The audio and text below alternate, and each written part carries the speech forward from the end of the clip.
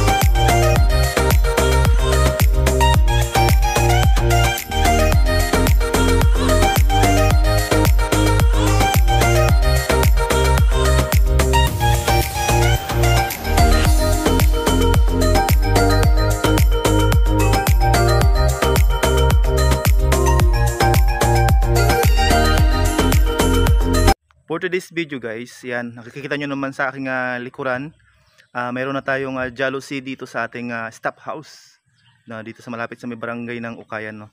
Ito yung i-update ko kayo guys. Ito yung binidyo natin nakaraan na wala pa tong salamin na last natin na video, no? So ngayon meron na siyang salamin guys. Ayan, makikita ninyo guys, di ba? Meron na siyang salamin. Ganda ng pagkagawa guys ng salamin, di ba? Jealousy, meron na siyang jealousy. Yan. Tapos dito sa may kabila, halos lahat ito guys meron na. Pati dito sa may kabila niya, meron na siyang jealousy. Di ba ang ganda? Simple lang. Simple yung pagkagawa. Ganda. Ano siya? Maganda yung pagkagawa. So dito tayo sa may kabilang gilid. Yan, di ba? Dito sa kabila meron na rin. Yan. Maganda. Parang yung bayad nito nung nakaraan na pinuntahan ko doon sa may pinaayusan nito, nasa ano lang siya, 21,000 mahigit lang. Ano na siya, buo na ito hanggang doon, buong bahay na meron na ito. So ito yung sa may parting likod niya. Yan, yung parting sa likod niya. Pati dito sa may kabila. Ito. May jealousy na rin. Parang 1, 2, 3, 4, 5, 6, 7, 8. Mga siyam na peraso guys, 21,000 mahigit. Pero mataas ito siya ha. Mataas, tapos hanggang dito sa may baba. Mataas ito. Ilan jealousy? 1, 2, 3, 4, 5, 6, 7, 8, 11, 12, 13, 14, 15, 18. 18 na jealousy. Yan. Tapos ito, di ba? Tapos dito tayo sa may likod. Ayan, meron na rin dito sa may likod. Dito tayo naglusot nung nakaraan. Kung naalala niyo, dito ako naglusot, nag-video, lumusot ako doon paikot sa may kabila. Di ba? Tapos itong dito sa may CR, meron na rin jealousy yun sa may likod ng CR. Yung nakaraan wala yan eh. Wala yung jealousy. Di ba?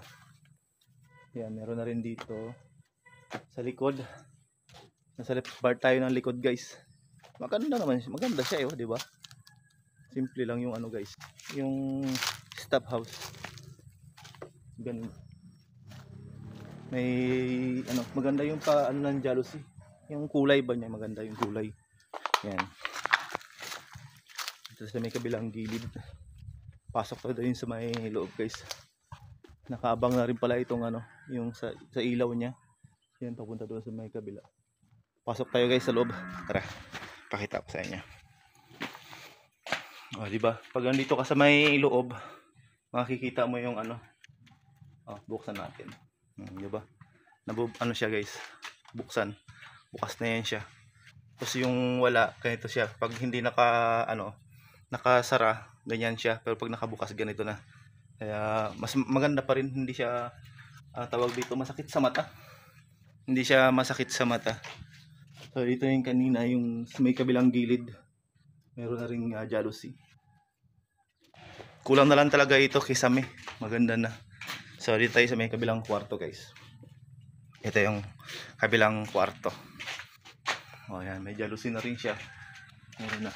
Dito ako lumusot yung nakaraan, yung unang nating video. Yan, dyan tayo lumusot guys. Lumusot tayo punta sa may kabila. Nandoon pa rin yung yung baka. Doon pa rin yung baka guys sa may kabila. Ayun. Yung baka nandun pa rin sa may kabila. Yan. Yan, labas dito sa may kabila, meron na rin jealousy. Yan, di ba? Kulang na lang ito mga kisame.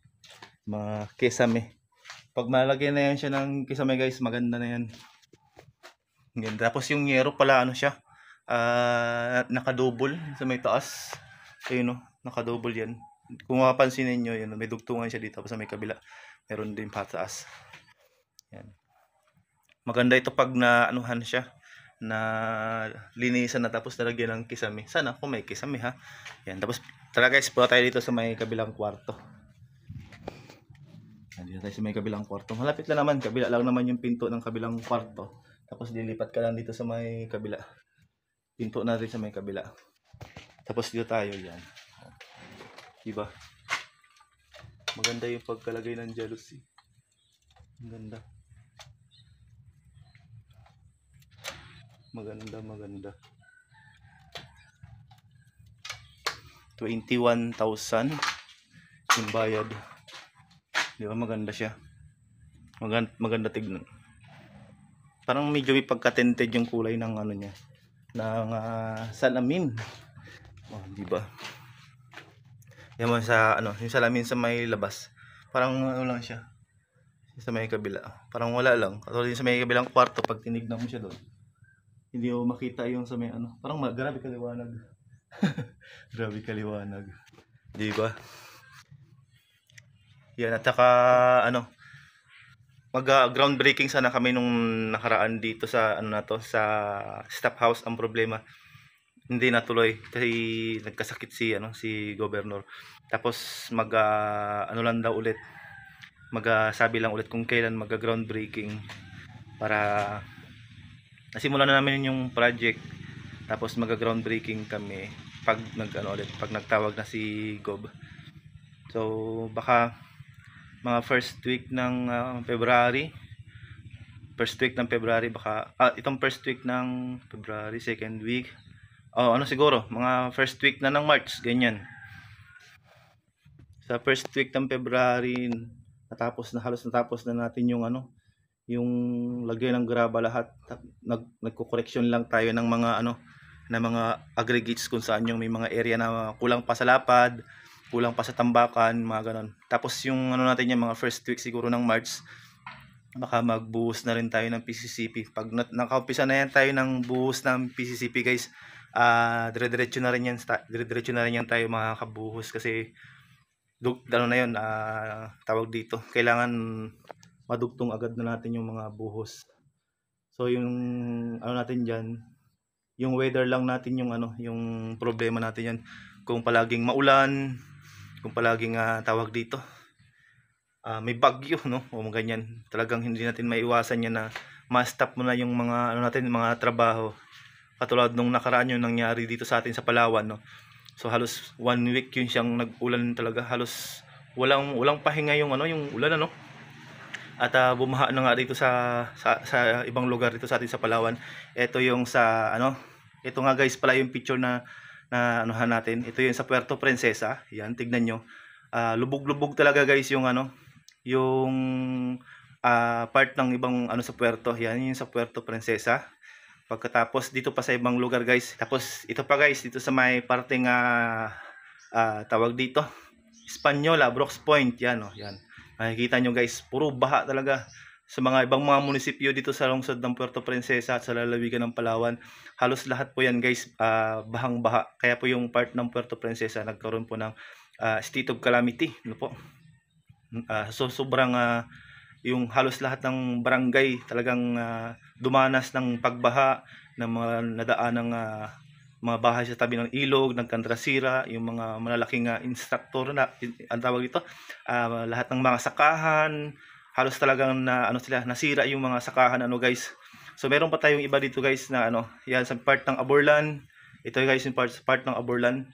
Yan, grabe rin yung nangyari. Yung sa part ng Aborlan guys, yung iba diyan na kung naanod yung yung shuttle van, isang pamilya yung nawalan ng kumitil ng buhay dahil sa pag-ulan at pagbagyo na yun. Naanod yung yung sinasakyan nilang shuttle van diyan sa parteng Aborlan. Isaob Aborlan yan.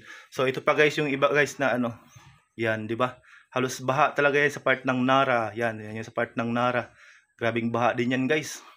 So talagang maraming disaster talaga. Halos lahat ng isang linggo talagang walang tigil yung ulan dito sa amin sa lungsod ng Puerto Princesa, dito sa Palawan ano. Pero at least kahit paano uminit-init na rin siya. Pero ang sabi daw nung Pag-asa, ano daw yun siya, Easterlist o kasama ang shoreline, kumbaga ang tawag nila shoreline lang. Pero yung ulan na yun daw 3 beses ang doble sa natural na ulan dito sa sa nangyayari sa kaya masyadong malakas yung volume ng tubig, kaya nagkaroon ng baha, nagkaroon ng mga ganoon, mga landslide lalo sa may sigsag dun sa amin sa may puerto, na yung sigsag na isa na nagka-landslide Tapos mayroon pang ibang baha katulad nito guys, yan, di ba? Yan baha din yan. Dito lang din yan sa sa amin sa Palawan. Tapos meron pa ito pa yan. Yan yung mga picture na yan guys. Yan. Tapos meron pa guys ito pa. Yan. Yan ba? Halos lubog-lubog talaga sa baha yung yung buong Palawan, na akala mo talaga bagyo yung dumaan dito sa amin sa nangyaring yon. Kaya tawag dito yung kung ganun yung mangyayari palagi dito sa trabaho natin, so mapipending yung mga yung mga gawain natin katulad ng pagbubuhos ng kalsada. So yun na nga, at napag-usapan na natin yung mga bagyo-bagyo na yung mga baha na yan. So nandito tayo ngayon sa ating stop house. Yan, at nagkaroon na tayo ng in-update ko na kayo at nagkaroon na tayo ng jalousie. Yan, meron na tayo yung jalousie guys. Paikot na yan siya hanggang dito sa may kabila. Yan. Di ba labas tayo dito sa may kabila. Labas tayo dito. Dito sa may stop house. Dito sa may opisina meron na rin. Yan. Ito yung opisina. Maliit lang siya. Meron na rin siyang jalousie. Mataas siya, di ba? Yung area. Mataas yung merong jalousie. Mataas. Maganda yung pagkakagawa nila. Tawag dito, yung ginastos mo na 21,000, hindi ka hindi ka manghihinayang, sobrang ganda nung pagkagawa ng jalousie. Di ba? Maganda yung pagkagawa ng jalousie. Paikot dito guys Paikot. Maganda yung pagkagawa ng jalousie. Tapos nandito sa may kabila yung yung sa may CR. Umikot lang tayo. Yan. Meron na rin siyang jalousie doon sa may kabila. Yan. Tapos yun sabi ko sa inyo, dito yung mga bakahan sa may kabila. Yung mga bakahan nandiyan lang sa kabila. Diba? Diba? Yan. Yan, shout out sa inyong lahat guys sa walang sawang panonood sa aking mga video po. Thank you so much sa inyong lahat, kay Kapitana at sa lahat ng pupunta sa aking premiere. Yan, maraming salamat sa inyong lahat guys. At na-update ko kayo ulit dito sa aking stop house. Nung nakaraan wala to siyang jalousie, ngayon meron na. Di ba? Meron na ng jalousie. Paikot ito guys meron na tong jalousie. Tapos itong pinto, isara na natin ito kasi pauwi tayo. Kulang na lang dito guys doorknob na lang, 1, 2, 3, 4 kasama yun doon sa may opisina. Ito kasama itong opisina.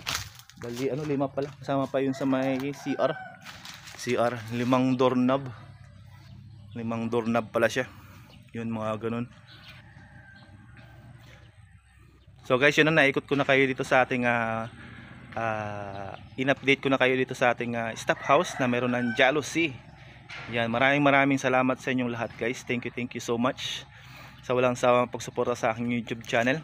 Kung bago pa lang po kayo sa aking YouTube channel, huwag niyo pong kalimutan mag-subscribe, mag-iwan ng comment, i-bell all para lagi kayong updated sa aking mga video. So hanggang sa muli, paalam!